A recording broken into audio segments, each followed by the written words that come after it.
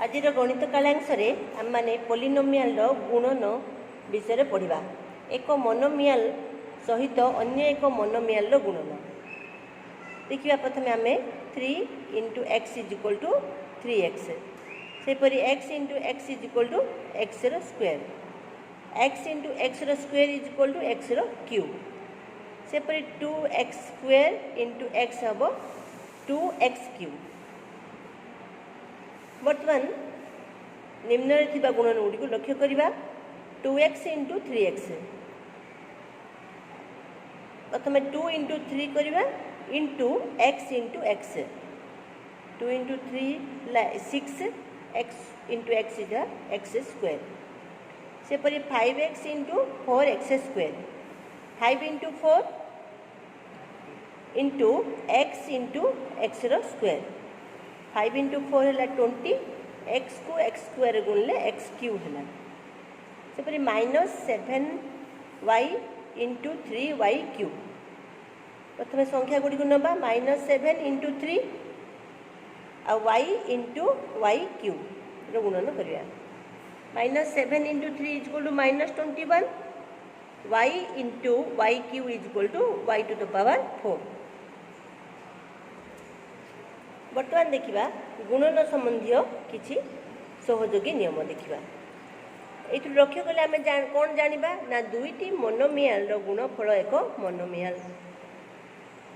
दुईटी monomial गुणफल सहग समान प्रथम monomial सहग गुणन द्वितीय मोनोमियल सहग, सेपरि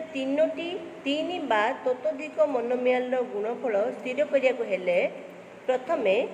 प्रथम दुईटीर गुणफल बाहर करा जाए, तत्परे उक्त गुणफल को तृतीय मोनोमियल सहित गुणन करा जाए। बर्तमान देखिए यहीपरि परवर्ती मोनोमियल को परवर्ती गुणफल सह गुणन करा जाए, गुणफल स्थिर करा जाए पारे। सेपरि गुणन प्रक्रिया रे क्रम विनिमय और सहयोगी नियम को मध्य व्यवहार करा जाए पारे। बर्तमान देखा जे एक मोनोमियल सहित एक बाइनोमियल और एक पॉलिनोमियल गुणन है 2x × 3x + 5, 2x को आम 3x + 5 सहित गुणन करवा। प्रथम प्रश्न को लिखा 2x × 3x + 5, प्रथम कौन करिया 2x को 3x सहित गुणन करवा, मझे प्लस चिन्ह देवा, पुणी 2x को 5 सहित गुणन करवा। यहाँ हूँ बंटन नियम। प्रथम 2x को 3x सहित गुणन करवा, प्लस चिन्ह देवा, पुणी 2x को 5 सहित गुणन करवा। हेले बर्तमान देखा 2x को 3x रे गुणले 6x स्क्वायर हम, प्लस 2x को 5 रे गुणवा 2 × 5 10, x को x हेले उत्तर आसीबो 6x स्क्वायर + 10x। सेपरि अन्य एक उदाहरण नेबा -3y और 6 - 7y रो गुणफल स्थिर करवा। प्रथम प्रश्न को लिखिदेले, तापर आम कौन करवा ना -3y × 6 करवा, -3y इंटू लिखिदेले कौन यहाँ माइनस अच्छी, ठीक अच्छे। प्रश्न को आउ थे लिखाला ये -7y को बंधनी मध्य रखागला है। प्रथम आम कौन करवा -3y को 6 सहित गुणन कराला,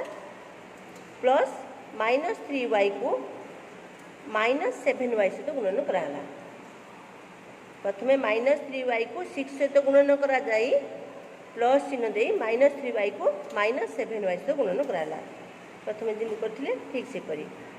सेपरि आम देखा ए -3y × 6,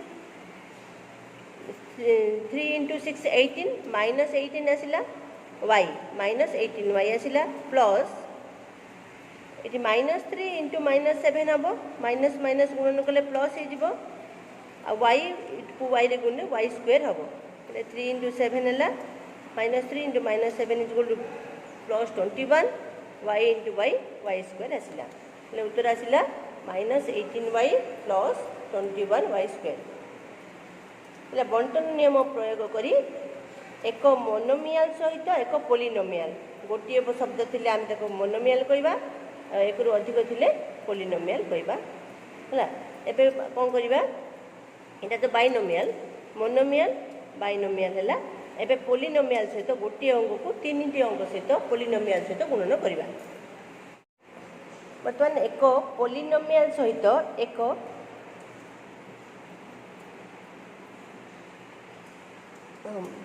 एक मोनोमियाल सहित एक पोलिनोमियाल गुणन करवा उदाहरण देखा ना 2x into x square plus 3x plus 5 प्रथम 2x सहित एक्स स्क्वायर गुणन करवा प्रथम 2x सहित एक्स स्क्वायर गुणन करवा प्लस चिन्ह देवा पुणी 2x सहित 3x गुणन करवा प्लस चिन्ह देवा पुणी 2x सहित 5 गुणन करवा है 3 थर गुणन हम यहाँ 2x को एक्स स्क्वायर गुणा प्लस 2x को 3x रे गुणा जेहेतु ये सब जगह प्लस अच्छी मझे माइनस चिन्ह रही पुणी 2x को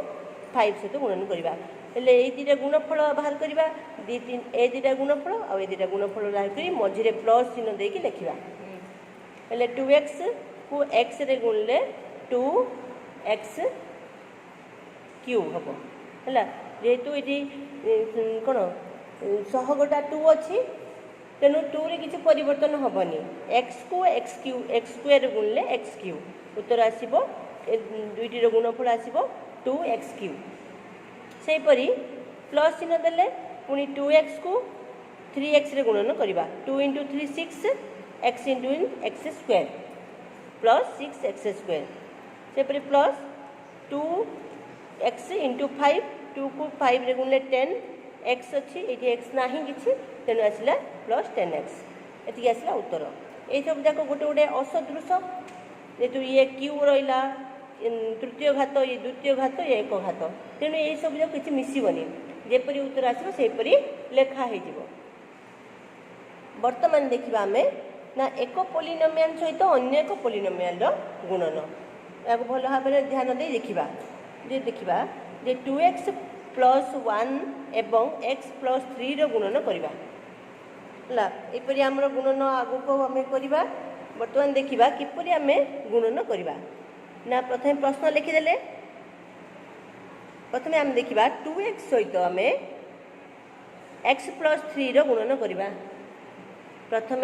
2x सहित x प्लस 3 गुणन करवा तापर प्लस 1 सहित x प्लस 3 गुणन करवा है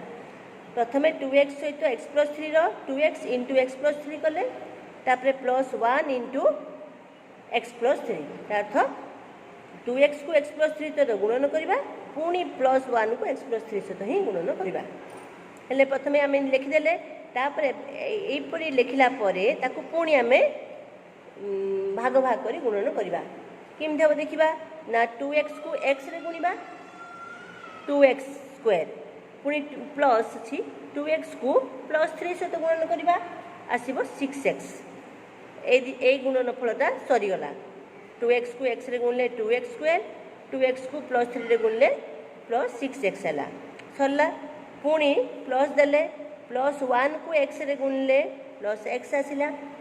सेपरी प्लस 1 को 3 रे गुणले प्लस 3 आसला है यह बंटन नियम अनुसार कराला ये पुणी कौन करवा ना सदृश अनुसार आम लिखा किपरि ना ये तो द्वितीय घात अच्छी 2x स्क्वायर लिखिले ये 6x आउ x ये सदृश अच्छी आपको आम जोग कर ये आसो 6x रे x जोग कले 7x आसला आ प्लस 3 ध्रुवक अच्छी